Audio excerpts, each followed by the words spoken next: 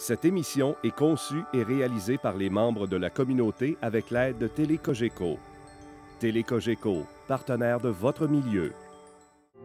Cette émission vous est présentée en partenariat avec la Société d'histoire du Lac-Saint-Jean, qui se préoccupe de rendre accessibles les éléments de notre patrimoine qui ont façonné l'histoire de la région et la vie quotidienne de ses habitants, ainsi qu'avec la participation financière de la résidence funéraire Lac-Saint-Jean, propriété exclusive des gens du milieu, qui accompagne et soutient les familles endeuillées depuis plus de 3 décennies avec respect et compassion. Ici Mélissa Raté, bienvenue à Nos bâtisseurs. Notre invité est originaire de Montréal. Il a étudié pour devenir professeur en éducation physique. Venu à Alma pour quelques mois, il y réside depuis 1961. À la fin des années 70, il devient équilibriste. Notre invité n'a pas peur des hauteurs. Aujourd'hui, M. Rémi Cloutier.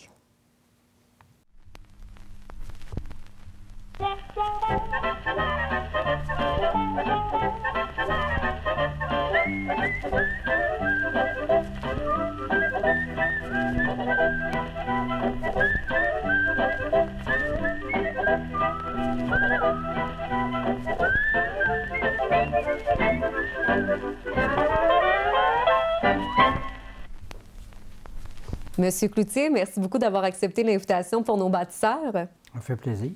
Alors, on va parler un petit peu de votre carrière, de ce que vous avez fait, parce que, entre autres, vous avez étudié pour devenir professeur en éducation physique. À la fin des années 50, cette discipline-là était peut-être plutôt rare. Qu'est-ce qui vous a amené, justement, à devenir professeur d'éducation physique?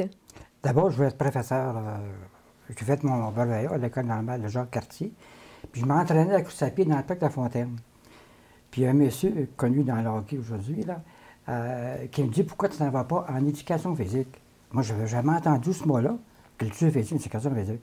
Fait qu'il me dit « Ça donne parce que cours du soir à l'Université de Montréal, puis à temps plein à Québec. » Ça fait que finalement, je suis allé faire mon cours 2 ans à Québec. Et là, vous êtes arrivé à Alma en 1961. Normalement, vous étiez là pour quelques mois. Ouais. Vous êtes quand même originaire de Montréal. Qu'est-ce qui vous a amené dans la région du Lac-Saint-Jean? Elle s'appelait Janine. C'était ma première épouse, décédée en 1979. Puis on commençait à être un petit peu seul, un peu, là. Mm-hmm. Et puis elle vient au lac s'engager. Puis dans le temps, la Commission scolaire d'Alma était à l'avant-garde dans bien des choses, entre autres pour les spécialistes en éducation physique, en musique et en art plastique. Même, on avait engagé Janine pour juste les fins de semaine, l'année précédente, pour être certain de la voir en septembre. Qui est venue ici, où je montais avec elle, de l'accompagner. Puis moi, j'avais nullement l'intention de m'en aller ici, là. Je venais de Montréal, fini mes études à Québec, je retournais chez nous. De 90 000 d'épinettes, là, ça me disait pas grand-chose. Hein. Fait que ça sent bon, mais c'est tout, là. Ça fait que finalement, la commission scolaire, on engage Janine, puis le monsieur Camille Lavoie, qui est un phénomène, me regarde, puis il dit, vous, monsieur, il dit, vous ne suivez pas madame? Je dis, jamais. J'ai vos 90 000 d'épinettes, bon, l'histoire. Oui, mais il dit, on peut vous donner un bon salaire. Moi, je le prends au mot. Fait que, il me dit, je lui dis comment est-ce que je gagnerais à Montréal. Il double mon salaire, verbalement, comme ça. Puis il dit, j'ai dit, j'accepte. Moi, je dis ça comme ça. J'ai été engagé. Là, je n'avais pas le choix. Les premiers mois, là, je m'ennuyais tellement. Là, vous avez trouvé ça difficile? Oui. Oui. Ouais.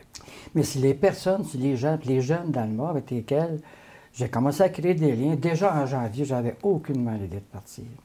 J'étais vraiment tombé en amour avec les gens d'ici. Et vous êtes toujours à Alma depuis ce temps-là. Quand vous avez commencé justement comme professeur d'éducation physique à l'époque, ça pouvait ressembler à quoi les cours d'éducation physique? D'abord, Janine, ma femme, elle enseigne à Magreux-Bourgeois aux filles. Mm-hmm. Moi, je faisais 4 écoles. OK. Et puis, je me souviens en passant, j'avais introduit le basketball, il fallait dire ballon-panier. Mais il y avait un ballon pour 4 écoles. Il n'y avait pas de panier, ça fait que on jouait, il y a 5 équipes, puis il y avait un 6e qui se mettait debout sur une chaise avec un panier en tôle vert, là. C'est lui qui tenait le panier? Bien, c'était comme ça, on ne connaissait pas ça. Puis, bon, c'était la bonne franquette dans ce temps-là? C'était comme ça. Oh, oui. Et puis, il faisait 4 écoles, la Manette, Elmeling, Saint-Joseph, Champagnon. Puis nous, on s'est fait engager, on est engagé pour 1 an. OK. Donc, on travaille toute l'année. On prenait 10 jours de vacances à peu près à la fin août. Mais toute l'année, on était avec les jeunes 7 jours par semaine et 7 soirs par semaine. C'était du temps plein? Les leaders étudiants venaient chez nous. Après l'école, c'était du parascolaire. Le soir, il y avait d'autres activités. Le samedi matin, c'était des cours de ski que Janine avait introduits à Villa-Saguenay. On avait des cours de moniteur le samedi. Le samedi soir, il y avait des danses au collège Champagnat. On mettait le gymnase, il ne fallait pas toucher au plancher, fait qu'on mettait des grandes planches en venir de 4 par 8. Là. On disait officiellement qu'on avait des cours de danse. C'était pas vrai. C'était juste pour amener les jeunes. Il n'y avait pas, pas où aller. Ça finissait à 11h30. Puis vers les 11h, ça c'est vrai, je vais vous dire, Monseigneur Simon, je pense, là, puis là, c'est Lavoie, le directeur de police, il venait sans avertissement, avec des pose-mètres pour mesurer l'intensité de lumière qu'on avait. Il fallait pas là pour les mœurs. Ben voyons donc, c'était surveillé. C'était comme ça. Fait que ça finissait vers 11h, Janine tournait à la maison, puis moi je restais jusqu'à 2-3 h du matin pour faire le mariage du gymnase avec un garçon ou deux. Puis le matin, on était dans d'autres activités, soit le ski ou d'autres avec les jeunes. Et quelques années plus tard, vous êtes passé de professeur d'éducation physique à directeur des étudiants. Entre autres, en 1971, vous êtes devenu directeur des étudiants à l'école Camille Lavoie. On vous a approché comment, justement, pour obtenir ce poste-là? Bon, j'avais été directeur d'un département d'éducation physique, puis j'étais pas heureux là-dedans. Moi, ma place, c'était dans l'enseignement. Ça fait que j'ai été retiré de mon poste. Puis c'était correct, là, ma place, c'était dans l'enseignement. Puis probablement parce que j'avais une approche spéciale des étudiants, je ne le sais pas, là. Puis j'ai eu le poste directeur des étudiants. Ils ont fait une petite erreur, là, ils l'ont vu par la suite, parce que le poste, moi, c'était nouveau au Québec, hein, les polyvalences, c'était nouveau. Dans notre cas, à nous, on urbanisait les ruraux. Ils se retrouvaient ensemble, 4 à 500 dans une grande salle, à rien faire. C'était pas prévu. Les directeurs des autres faisaient puis il y avait d'ouvrages, c'était tout nouveau. Fait que moi, je m'occupais des jeunes, mais mon rôle n'était pas défini. Le directeur général, dans le temps, me dit, Rémi, il dit, l'enseignement, aux autres, ils donnent une pression. Ton rôle, c'est de dire, allez pas trop vite. En somme, j'étais comme du côté étudiant, puis j'ai pris mon rôle à cœur. J'ai peut-être des trous à cœur aussi. Là. Bon, j'avais un conflit avec la direction de l'école. Les autres défendaient leur affaire. Moi, je défendais les étudiants. C'est venu assez fort qu'on a voulu me retirer le poste. Ils ont dit, bon, c'était au mois de janvier, puis certaines personnes ont signifié à la direction qu'ils ne devraient pas faire ça ce temps-là parce qu'ils ont dit, Rémi est bien impliqué avec les jeunes. Attendez au mois de juin. Fait qu'ils n'ont pas écouté cette personne-là. Puis il est arrivé ce qui est arrivé. Fait que là, les étudiants, ils ont déclenché une grève. Ils ont occupé l'école. J'étais dans un bureau surveillé par une police. Personne ne pouvait me rendre visite. Quand je sortais, j'étais suivi par des policiers. L'école a été occupée par les étudiants pendant 7-8 jours. Ça a fait le tour du Québec même, en tout cas à l'extérieur du Québec. Comment vous avez vécu ça, justement, cette période-là?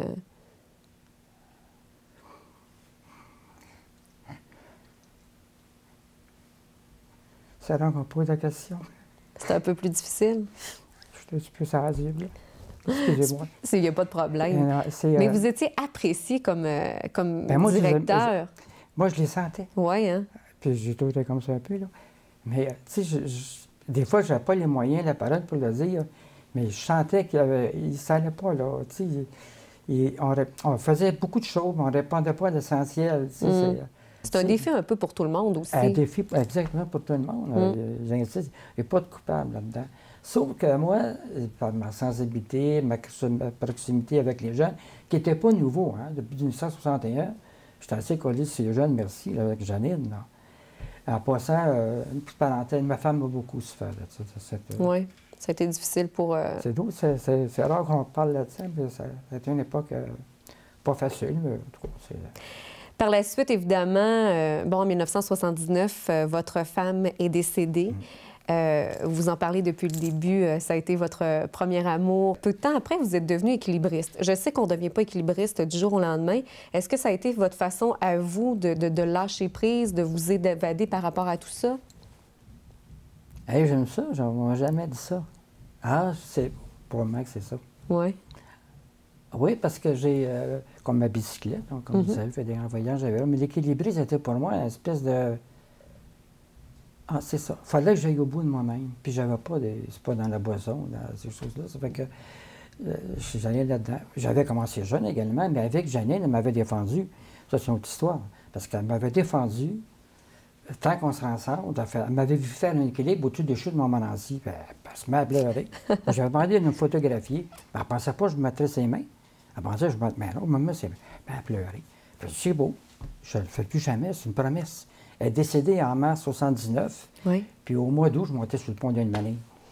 Parlez-nous justement de cette journée-là, quand vous êtes allé sur le pont d'Île-Maline. Ah, bon. J'imagine que la population a eu certaines craintes.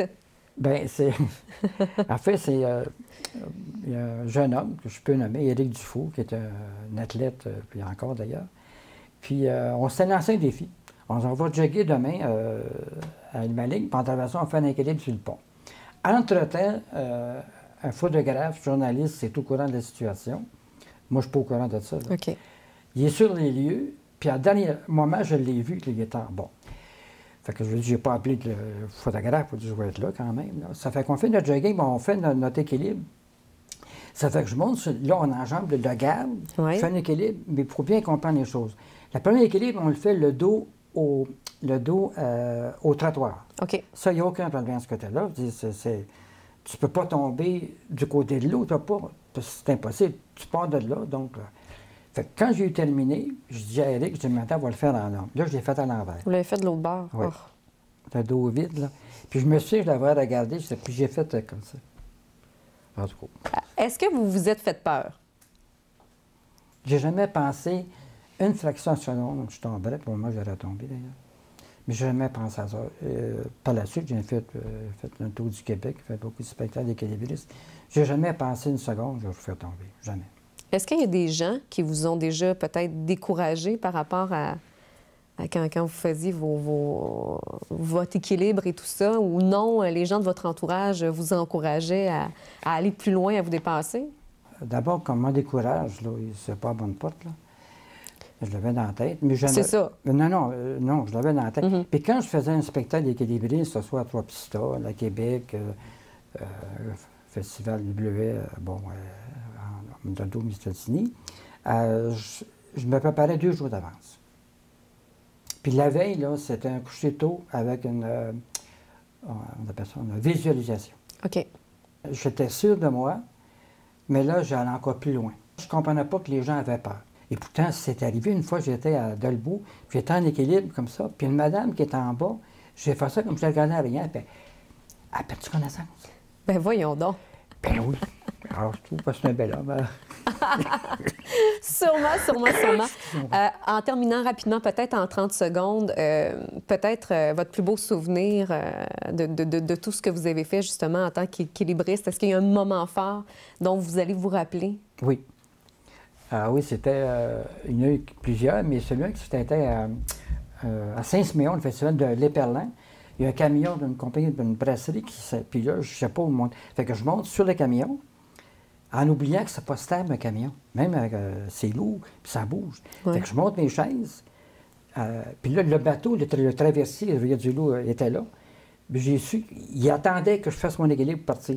Mais je l'ai su par la suite, là. Fait que je fais mon équilibre, mais là, quand le camion se met à bouger, puis là, je regarde, je ne veux pas tomber dans l'eau, c'est des roches. Là, j'ai eu une peur. Je me suis concentré, là, puis là, quand j'avais une peur, je m'étais levé 2 fois, 3 fois. Je me concentrais, puis là, je me chicanais, je m'envoyais, là, ça m'arrête de niaiser. J'ai descendu, puis quand j'ai terminé, ils ont fait... Le bruit du camion. Ouais, du traversier. Du traversier. Puis ils sont partis. Monsieur Cloutier, merci de nous avoir raconté ces belles années. Merci beaucoup. Un plaisir.